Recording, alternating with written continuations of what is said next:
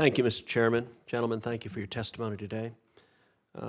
Secretary Hale, you just said a moment ago in response to Senator Coons that our focus is on the Russia problem. I agree with that sentiment. I think the administration needs far more of a focus on the Russia problem. Russia is not our friend. Putin is not our friend. I want to focus right now on two areas where the administration can do better. Let's start with Nord Stream 2. In your judgment, if Russia completes the Nord Stream 2 pipeline, what would the effect be for Russia, for Europe, and for the United States? Very negative.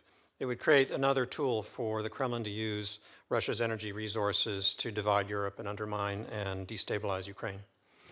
As you know, we're at the precipice of Nord Stream 2 being completed. Last month, the last regulatory barrier that stood in place, Denmark gave the final environmental approvals to complete the final portion of Nord Stream 2. My understanding is we're roughly 60 days away from the completion of that pipeline. It is now or never.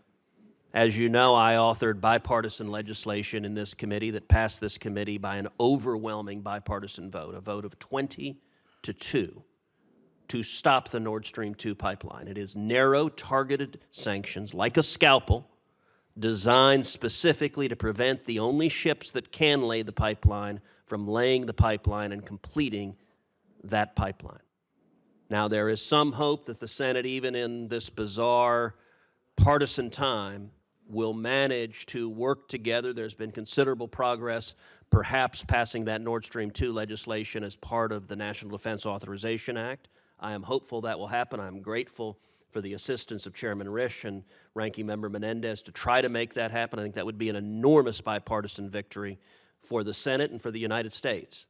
But that being said, at the end of the day, we don't need to pass that legislation to stop this pipeline. The administration has full authority under CATSA right now, today, to impose those same targeted sanctions, those sanctions that would result in shutting down the ships that are laying the pipeline and stopping it right now, today. Why has the administration not yet acted? Well, we've been using our diplomatic tools to seek our goal of stopping this project. I think you and I share, the administration shares your Has that succeeded? At this stage, we've slowed it down, but we have not stopped it. Is there any prospect, is there a snowball's chance in hell that talking to the German ambassador is suddenly going to magically stop the Nord Stream 2 pipeline?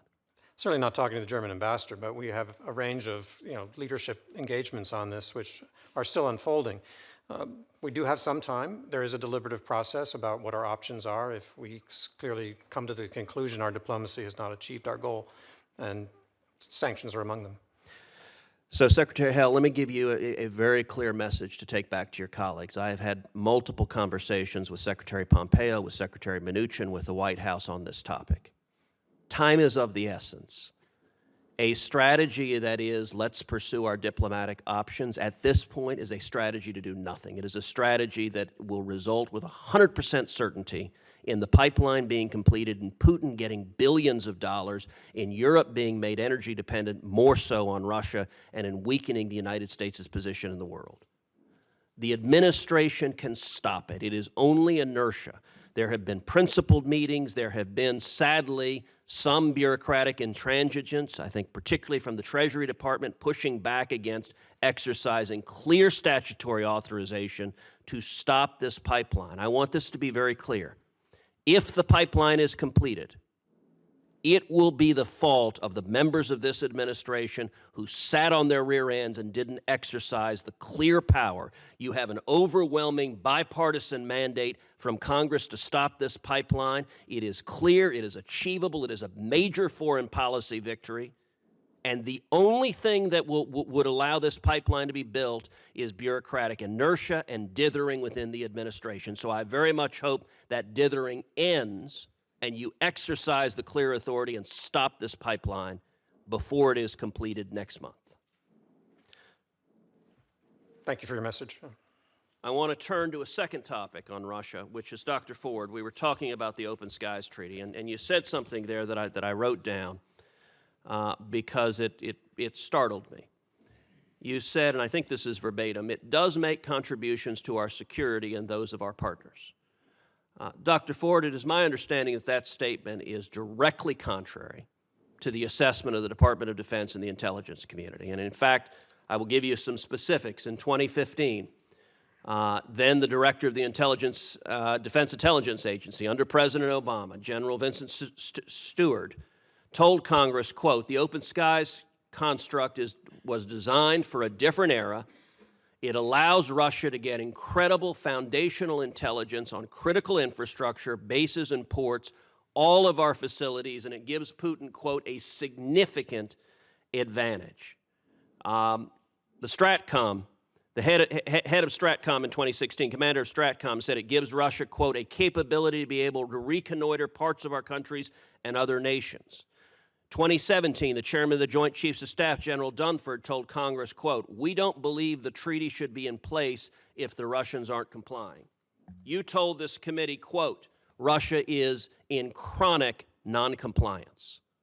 We are allowing Russia to fly over the United States, to engage in reconnaissance on our major cities, our defense infrastructure, New York City, Washington, D.C. We're making ourselves more vulnerable, and we're gaining, as I understand it, little to nothing, because everything we would gain from the overflights, we gain from our satellite technology. And Russia's not complying with the treaty. How is it possibly in our interest to benefit the Russian military by exposing our defenses while not gaining serious, actionable intelligence on the other side? Well, Senator, those are some of the very questions that we are, in fact, considering right now in the course of our Open Skies review.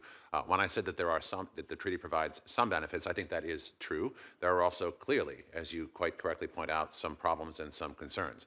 I think the relevant question is what the sort of the net is between benefits that it offers and the challenges that it presents. And it's evaluating the relative weight of each of those elements on the scale that is precisely the policy question that we are trying to assess. On the positive side, our allies and partners, many of them seem to feel strongly that there are confidence-building benefits and diplomatic benefits that they feel strongly about. We need to take that into consideration, and we are carefully consulting with them. But at the end of the day, we do need to make a call as to what that net equation looks like. And there are elements on both sides. Thank you.